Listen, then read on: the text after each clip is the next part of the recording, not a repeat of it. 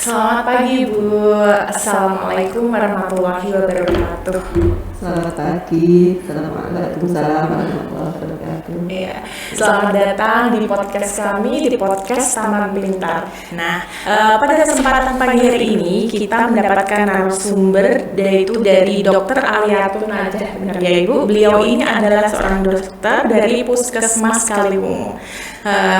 Pagi hari ini kita akan membahas mengenai seputar tentang HIV/AIDS karena belakangan ini banyak sekali para remaja yang cenderung melakukan mempunyai HIV/AIDS dan tiba-tiba tidak ketahuan lalu tiba-tiba ketahuan. Nah, begini Bu, yang ingin saya tanyakan, bagaimana ciri-ciri remaja yang tiba-tiba mempunyai HIV/AIDS itu ciri-cirinya seperti apa? Jadi sebelum masuk ke ciri-ciri yang orang terinfeksi HIV, yang perlu diketahui adalah perbedaan antara HIV dengan AIDS itu sendiri. Kalau HIV kan itu kuman yang menyerang pada tubuh, kemudian kalau HIV itu sudah penyakitnya. Jadi kalau orang yang terinfeksi HIV atau kita biasa menyebut ODA itu ada masa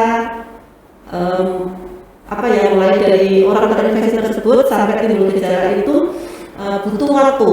Jadi yang kita sebut dengan periode jendela. Artinya pada saat orang terinfeksi tersebut bisa tanpa gejala awal tersebut sampai membutuhkan waktu biasanya timbul gejala itu antara 2 sampai 10 tahun. Jadi butuh waktu yang lama. Jadi kita tidak bisa melihat kalau kondisinya masih awal terinfeksi itu orang masih sehat. Jadi tidak ada yang bisa kita lihat secara kasat mata atau secara normal itu kita tidak akan bisa membedakan gitu. Lalu bagaimana ketahuannya kok orang tersebut bisa terjangkit HIV/AIDS? Nah, biasanya kita melihat itu jadi dari perilaku. Jadi perilaku yang menyimpang. Misalnya nih, sekarang ini banyak yang kita temukan dan kebetulan di puskesmas itu kami sudah ada merawat sekitar 11 penderita HIV yang rutin berobat di puskesmas itu usianya anak SMP. Kebanyakan malah remaja ya? Ada yang masih SMP. Kemarin pas datang masih dengan seragam, kemudian itu karena dia mempunyai perilaku yang menyimpang. Artinya perilaku yang ceritakan sedikit menyimpangnya seperti apa agar kita juga bisa mewaspadai. Jadi perilaku yang menyimpang itu hubungan sesama. Jadi LSL ya kita sebut seperti itu. Terus kemudian ada yang punya hubungannya sejenis perempuan-perempuan, laki-laki ya itu salah satunya itu yang bisa kita ketahui. Jadi mulai dari situ kita melakukan pemeriksaan dari situ. Oh seperti itu.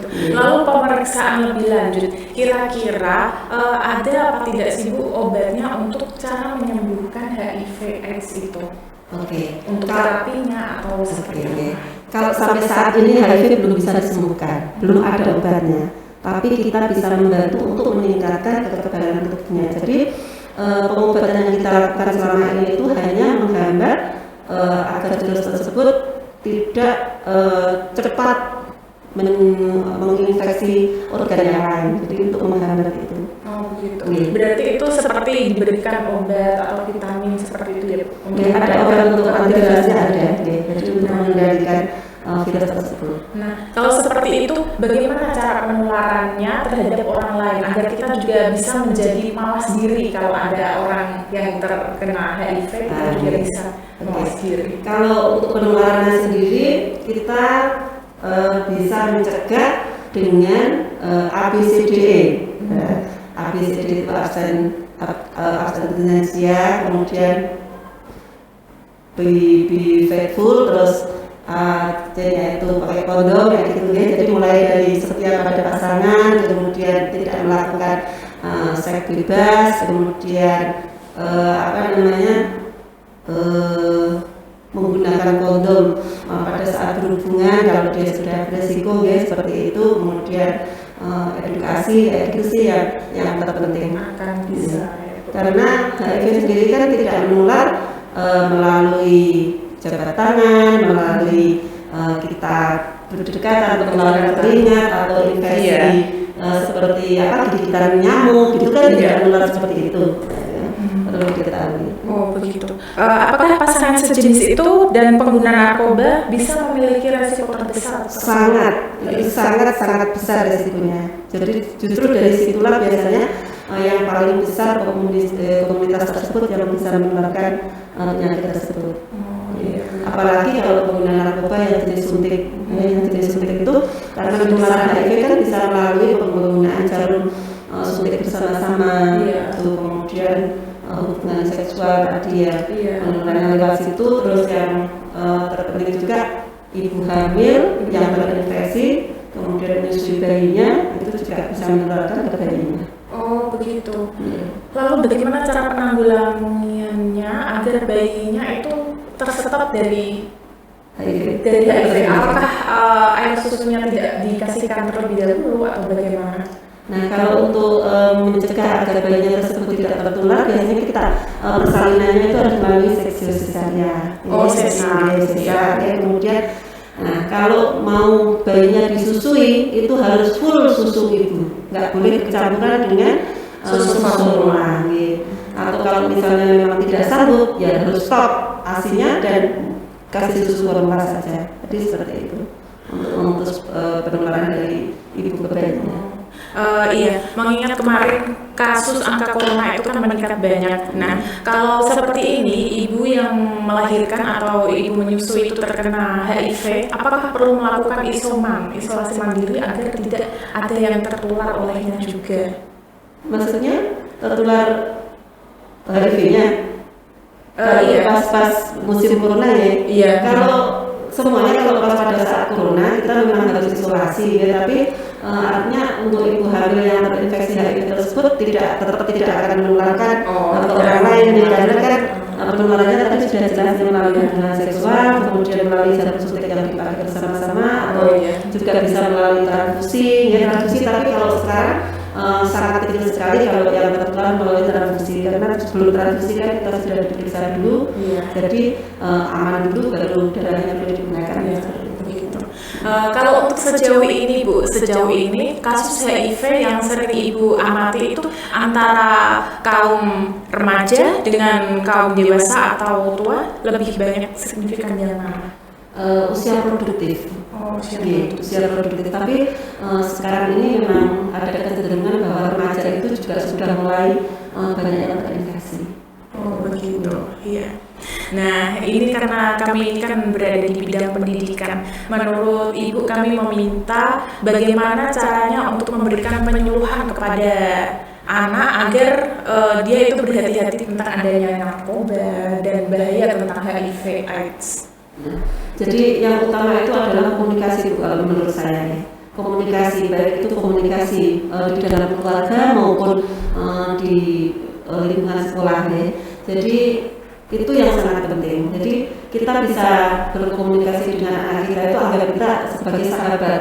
Jadi anak kita itu tidak merasa bahwa dia itu diabaikan atau merasa terintimidasi karena keberadaan orang tua. Kadang-kadang kan orang tua kan ada yang begitu ya. Jadi menganggap anaknya itu untuk berbicara itu sesuatu hal yang tabu gitu. Nah itu yang pertama komunikasi, kemudian bekal agama itu sangat penting. Jadi keimanan itu menjadi tameng kalau menurut saya.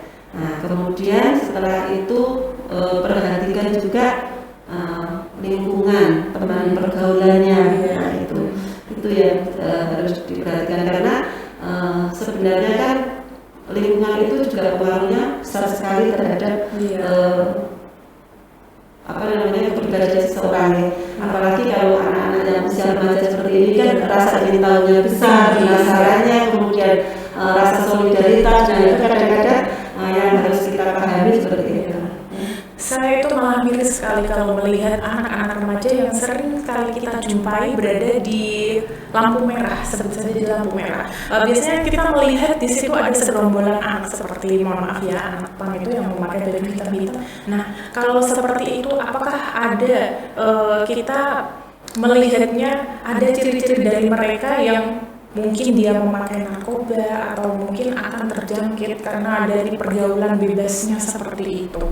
Itu sangat berisiko. Kalau melihat kondisi seperti itu mereka berisiko sekali untuk tertular HIV, terus untuk memakai narkoba juga sangat rawan. Biasanya kan memang lepas dari pengawasan dari orang tua, jadi seperti itu menurut saya. Nah, kalau misalkan anak-anak di sini itu kan lebih mudah untuk memberikan masukan, untuk memberikan penyuluhan kepada mereka tentang mengenai bahayanya HIV, bahayanya narkoba. Lalu bagaimana kita memberikan penyuluhan juga kepada mereka yang mereka juga harus kita selamatkan dari hal itu gitu loh Bu.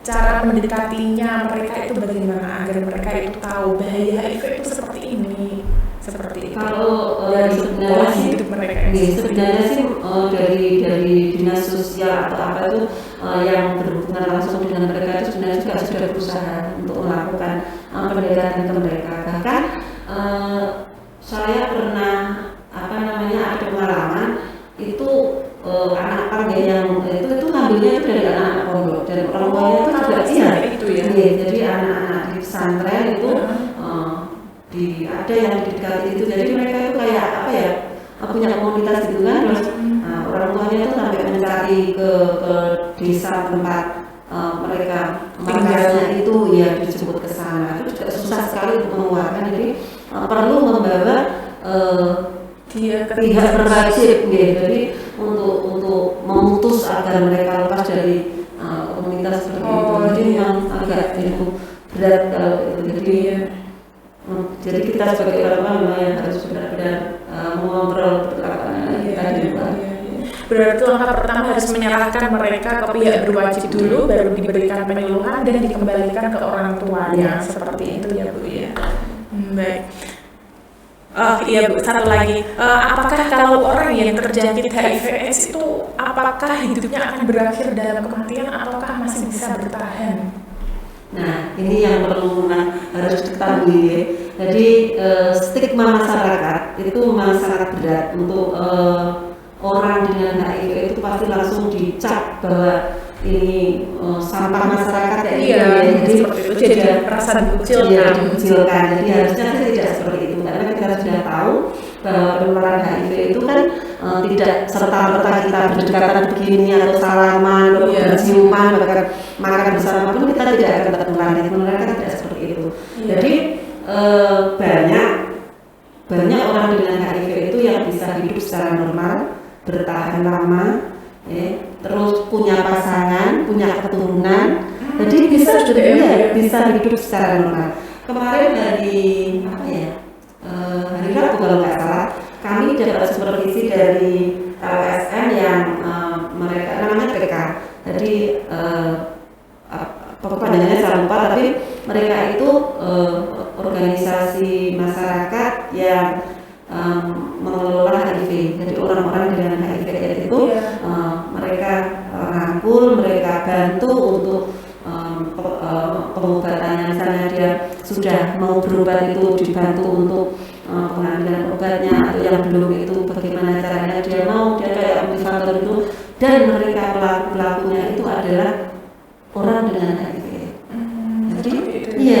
Jadi mereka jadi bisa memberikan motivasi ke orang lain karena dia sendiri pelaku, jadi kan lebih mengenal seperti itu banyak seperti itu. Jadi biasanya orang yang dengan HIV dan terbuka mau dibantu untuk diobati itu akan lebih mudah dan lebih bertahan lama ya, kesehatannya terus daya tubuhnya juga semakin bagus, bisa beraktivitas seperti biasa.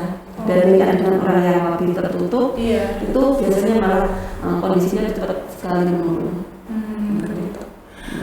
Lalu bagaimana orang dikatakan sembuh dari HIV/AIDS itu dari mana Bu? Apakah memerlukan serangkaian tes atau bagaimana? Jadi orang yang sudah terinfeksi HIV itu tidak akan sembuh ya. Itu yang perlu dipahami. Jadi sekali terinfeksi HIV, dia menjadi orang yang HIV selamanya. Gitu. Cuma dia memang bisa hidup secara normal, bisa bertahan, tapi tidak sembuh. Seperti tidak akan sembuh. Iya. Baik, terima kasih. Itu tadi kita berbincang-bincang dengan Dr. Alia Tunaja. Terima kasih telah sudah diberikan penyuluhan tentang bahaya narkoba dan bahaya HIV. Semoga kita semua dijauhkan dari hal-hal tersebut. Nah, akhir kalam kami mengucapkan terima kasih. Wassalamualaikum warahmatullahi wabarakatuh. Terima kasih kembali. Mudah-mudahan bermanfaat. Iya.